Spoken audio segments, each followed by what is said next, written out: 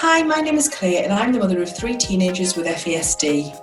I'm Jessica, a PhD researcher specialising in educational interventions for children with FASD. And together we are the hosts of Spotlight on FASD, the UK's first podcast dedicated to shining a spotlight on fetal alcohol spectrum disorders. FASD is a condition caused by prenatal alcohol exposure that affects hundreds of thousands of children across the UK. And we're here to bring these conversations out of the shadows and make sure that no one living with FASD feels alone.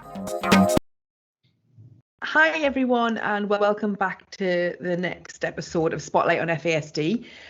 This week we are continuing with our little mini series with Jerrod Brown, who has kindly organised his time to talk with us across the pond. And we're joined by Ivy as well. We're not even going to try and hide the fact that our little baby is with us today, but this is real life. This is parenthood. And I'm sure that you would all agree that we'd rather we got the message out and we got our information out to you than not. So I'm sure nobody minds the fact that she's joining us today. So today we are going to pick Jerrod's brains about everything that he knows and that he has observed and the information he has gathered around FASD and what we know about FASD and fire setting. So I'll let you start, Jerrod. Yeah, you bet. Well, good morning. Thank you so much for having me back on your program. We don't know a lot about FASD and fire setting per se. There have never, as far as I am aware, there's never been an empirical based study that has investigated fire setting within the context of FASD.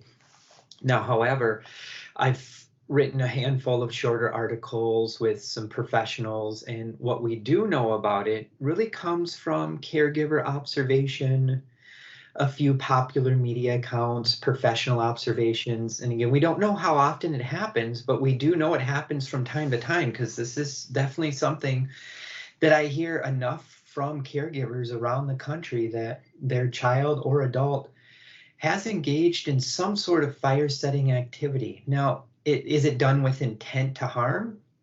In most cases, not necessarily. Maybe it's related to fascination, curiosity. In some cases, it could be done deliberately, but there's a lot of factors we need to take into account. So I definitely want to start out with just a broad spectrum overview for your audience, kind of about fire setting in general. So there's unintentional types of fire setting. There's intentional types. It's important to consider the fact that if it's intentional or unintentional, it can still carry significant consequences for that individual, for their family, for the community. So just because it's not intentional, unintentional fire setting based on like curiosity can really get away from someone quite quickly. So for example, if someone with FASD looks at a match, they may not have that concept of how this little match can then grow so quickly and actually burn down a house. Mm-hmm. So that cause and effect, we really need to take into account. Lacking kind of the understanding of my actions right now and what could happen a minute from now, 2 minutes, a month from now. So we really want to take that into account. Fire it is a really normal part of human life. I mean, we're exposed to fire in some capacity all the time. Maybe it's a bonfire, birthday candles, holiday celebrations, religious ceremonies, watching a television show, barbecues, fireworks, weddings, funerals, social media. So people are exposed to various forms of fire directly or indirectly at many points in their life, if not on a semi-regular basis. And when we talk about fire too, I think it's important to understand at least some of the myths that are out there. And this isn't necessarily just for people with FASD, just common myths that are out there. And I do a lot of work in this area, not just with FASD, but other populations. I do a lot of consulting and training, working with other professionals about really complex cases involving youth who set fires. One of the big myths that are out there, especially if a youth is engaging in repetitive types of fire setting, is that this is a normal phase. It is not a normal phase for a kid to really have a fascination and engage in repetitive types of fire setting. Now, it's normal for a child or an adult to be interested in maybe starting a bonfire, but if someone's starting to perseverate about it or ruminate or really have fascinations about fire, that is not a normal thing. So we really want to take that serious. What happens if a child or an adult starts a small fire? This is a myth in some cases where it was just a small fire. It wasn't a big deal. Maybe it was a small fire because the adults, the caregivers, the police responded quickly and put it out so it didn't become a big fire. So we want to take into account some of these basic myths. Now, I think when we look at this through like a criminal justice lens, cases, at least people I've consulted with, is that fire setting behavior always equals like conduct disorder, and that's not the case. Fire setting equals animal abuse. That is not the case. Fire setting equals bedwetting. That is not the case. Those are a lot of myths that are out there. But it is very important for us to understand this topic because it does have significant implications. For your audience, if they want to understand at least some of the different search terms that are out there, you could go online and type in like accidental fire setting, juvenile fire setting, misuse of fire, fire experimentation, troubled fire setting. There's a lot of different terms out there that overlap with one another. And I think one other important distinction for your audience is the fact that juvenile fire setting is not necessarily arson. That is a big, big component of this for most people to be aware of. Arson, most people don't turn into arsonists. Most fire setting, even problematic fire setting in juveniles, they don't typically grow up to be adult arsonists. So I don't want people to think if someone lit a fire one time or two times, that means they're going to be an arson. Arsonists, there's a lot of other complexities with that we can dig into if you'd like. But if you guys have any specific questions about any of these things I've covered so far, please let me know. I can go a lot deeper into it before we dig specifically into kind of what is known about FASD and fire setting. I think I've probably got like an observation as a mother and as a caregiver that I've experienced this on a very small scale. And the way that I always explained it to myself, or probably stopped fear really getting a hold of me about it, was a lot of times with FASD, certainly FASD and trauma, we kind of think to toddler in behaviours, and I would often see as my boys were growing up that they had the same kind of fascination with fire that a toddler would have, but they had the means and the height to reach a cupboard where a toddler couldn't reach, the motor skills to click a firelighter that a toddler couldn't do. So it's this toddler fascination coupled with the means to be able to physically do it as well. And then when you link that to the trouble with linking cause and effect and impulsivity control, before you know it, somebody has thought it was a clever idea to use the lighter that I use for my scented candles to light an empty Mentos wrapper in a bedroom on a PVC windowsill, just to see how fast it would burn, with zero intention of lighting a fire, because I think something that I've always been, I have always found that with mine, when they are not obsessed with something, but when they're consumed by something, if you try and keep them away from it, that's just a road to disaster. So I give them as much access to it as I possibly can. So mine have grown up with a big allotment where they've been able to have fires as big as they wanted to and throw things on and see what would happen, and kind of experiment a little bit with it. But they still, I feel that it's difficult for them to link, say, lighting a bonfire outside with rubbish on an allotment. I think that certainly with my boys, they don't see that fire as the same kind of thing that they are lighting a sweet wrapper in the house sneakily to see how fast it would burn, or they don't link those two together. They don't link that huge big fire that's actually, that's a bit scary. They don't understand that within a third of a second, the bedroom curtains could be up and their whole bedroom would look like that bonfire. And it's those boundaries, isn't it? Like, when is it okay to set fires? What can we set fire to? And you know, all of those and restrictions. Like experimenting. And there's something fascinating. I mean, I think this would go for most people, to be honest. There is something quite fascinating about setting fire to something such as that sweet wrapper and watching the state change of it, and watch how they curl up and melt and things. And like, I'm quite intrigued to know how long it took for the Mentos wrapper to melt away. And you know, having the ability to do that, as you said, you know, your boys can get that fire later. And where when they're smaller, they couldn't do any of that. And it's things like that you don't think about those things. And never any intent, but you know, I was before we started recording, I was talking about, went through a little phase where I would get up on a morning and there would be it was like a science lesson, really. There would be a mixture of different materials in different stages of burned crispness in my kitchen sink, but there would be water, there would be some kind of floating, like a cereal bowl or something.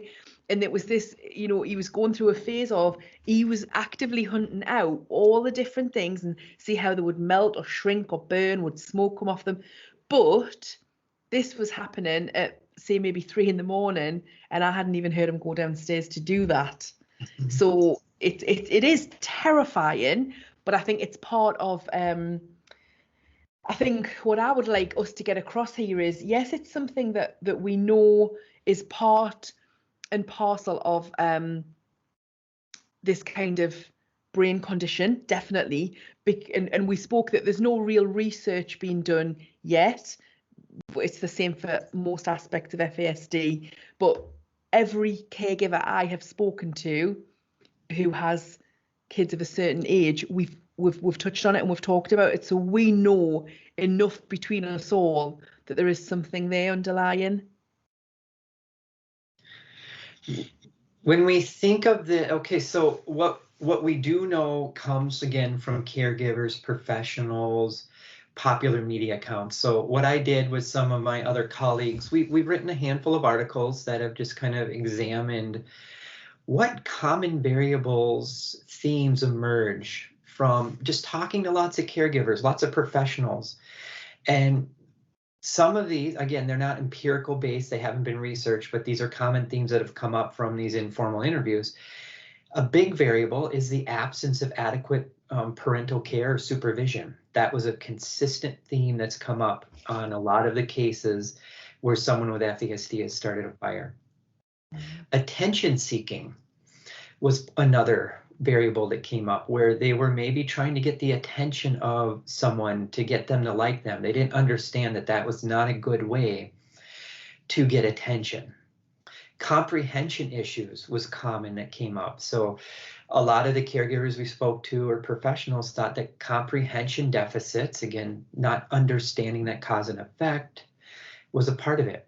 Curiosity. A lot of these things I'm talking about right now are quite common among people who set fires in general, not just people with FASD. Looking at their decision-making and problem-solving deficits were definitely a variable.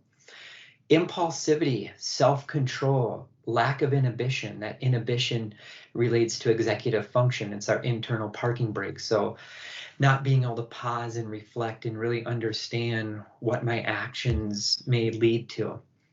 Some folks we talked to also thought that traumatic childhood experiences was a variable in some cases. So looking at trauma histories, and we know from the general fire setting literature that trauma histories are actually quite more common among youth who set fires than not. Looking at their level of gullibility and naivete and just being talked into doing things that may not have their best intentions in mind by other peers, classmates. Learning problems, learning disabilities was a factor in some cases, some of the caregivers believed too.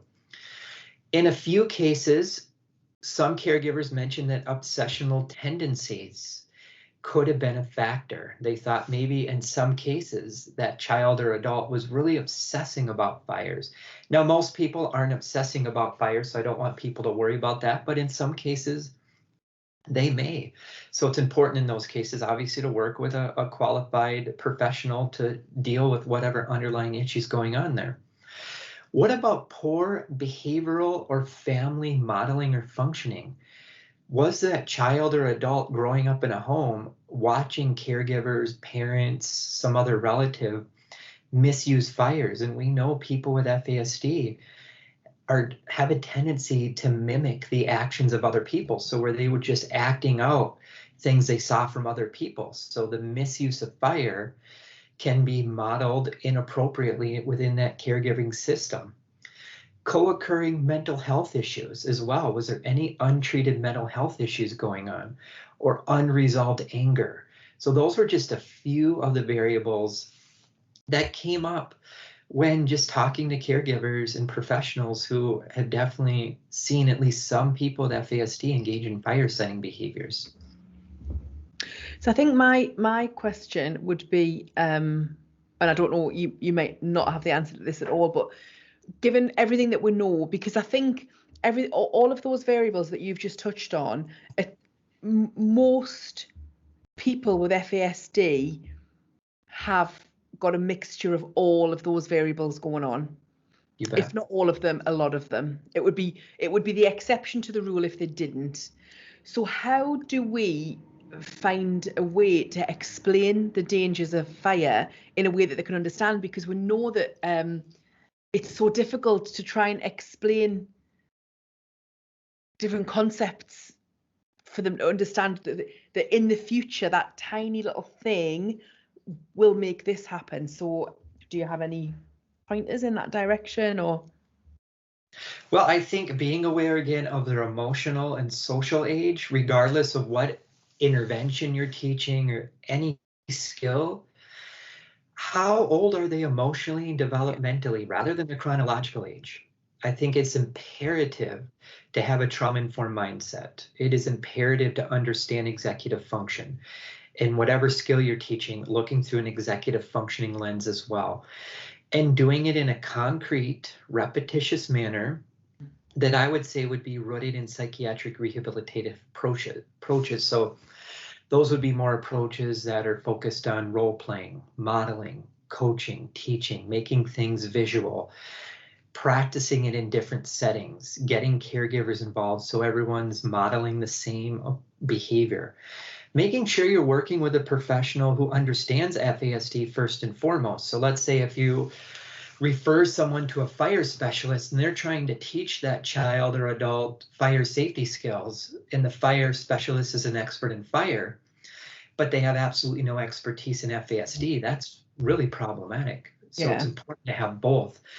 And in my experience, most fire professionals, fire prevention specialists, don't have an expertise in FASD. So maybe it is partnering with a professional who understands FASD and working hand in hand, or hiring a consultant to help modify the approach.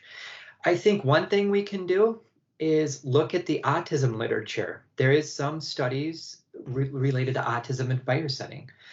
Looking at some of the literature on ADHD and fire setting, intellectual and developmental disabilities. There is research on those topics in fire setting. Now, again, they're not FASD per se, but there is some traits that overlap. When we think about assessment or screening as well, there's a lot of articles that talk about assessment and screening for youth fire setting, but not through an FASD lens. And anytime someone's doing a screening or an assessment for fire setting, regardless of the population, I think it's important to look at, were there any antisocial behaviors, attitudes, histories attached to the fire setting? Was the fire setting done to conceal a crime, to commit a crime? What was the method in which the fire was started, the motive, the frequency? Was there a specific target? Was it accidental? Was it curiosity-based? Was it revenge-based? What was going on in that family system? What kind of social supports do they have? What's their developmental level like? If you dig into all of those topics, I think that's going to help. But again, it's not going to be 100% that captures all the FASD related variables. But maybe it's a referral to an FASD specialist to do a comprehensive evaluation through the FASD lens. Then they work with the fire department or the fire service as a team. And best practices show working through a multidisciplinary team, I think, is the best way possible moving forward. And if appropriate and possible, engaging the caregiver, the support system, so they're learning about these topics as well. Education is so key, I think, for these topics when we're talking about FASD and fire setting. Yeah, I think that's really, really important with FASD in particular. How you mentioned about understanding all of those topics and the whole scenario. So particularly when we're considering criminal justice, bringing in an FASD professional alongside anybody else who's involved to start really picking apart, yes, the young person with FASD set this fire and a dangerous event has occurred, and there was other people there with them. Who were those people? Is this the vulnerable child? Were they vulnerable? What all those factors to really piece it together, because that really, really tells the story. And I think that's something really important, because as we know, when we've spoken about criminal justice in the past, it's a very slippery slope, downward spiral that can escalate very, very quickly once somebody's in that system. And if there is no one person who understands FASD there to jump in and say, actually, yes, they set the fire, but let's consider all of this. And then, on the other hand, using that to educate, because Claire, I don't know what your thoughts are on this, but in my personal experience, I've met a lot of the children and young people with FASD who I've met have quite a fascination with the emergency services and the attention that is received through that response, that the response time, the fact that they come with all the noise, the lights, the sirens, and it's a big event. Mm-hmm. The emergency services appear. So, was the fire set simply for the reaction? Get the response. And is it known to them that attention from the emergency services will solve the problem? So even if they know on some level that what they're doing is dangerous, the people that are coming to stop it. Yeah, so it's not going to get out of hand because someone's going to come and fix it. I think I'm elated to say that I've never experienced that fascination with emergency services with my three, thank God. Yeah. So, and I think that, I know that, we, like we said at the beginning, we wanted to talk about this because we know it's a common thread that runs through all of our lives in the world of FASD.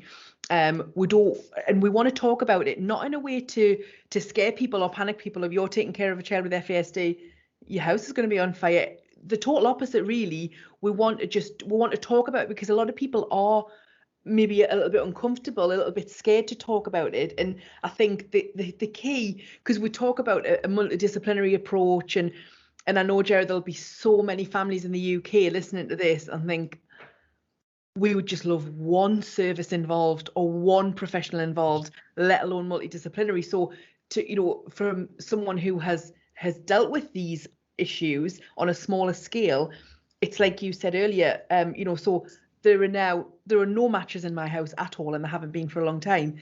The firelighters are completely hidden. Only I know where they are. And my children are 14, 15 and 16. And you've got to just lose the mindset of, well, I've got teenagers in the house now, so that's absolutely fine. It's not. When it comes to, and so a lot of it is down to you. You can have a huge amount of control over this, because if something is there that it's, it is just like an over inquisitive toddler, and they are going to pick it up and want to use it. So it's all about you having, or not leaving that in their line of vision, really. And that has a huge impact on what kind of situations they can get into. So I think that is the easiest.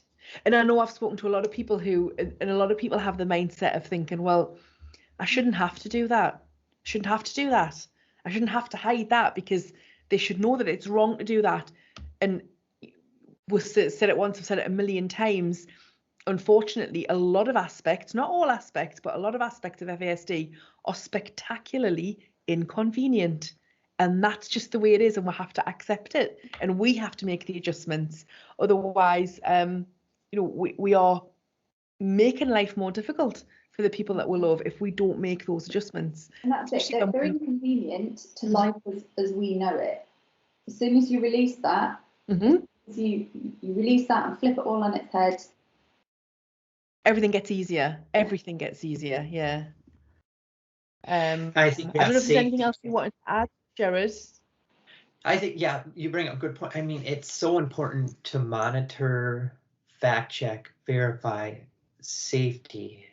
Just because, again, it's a teenager body, a brain maybe of a child, it is so important.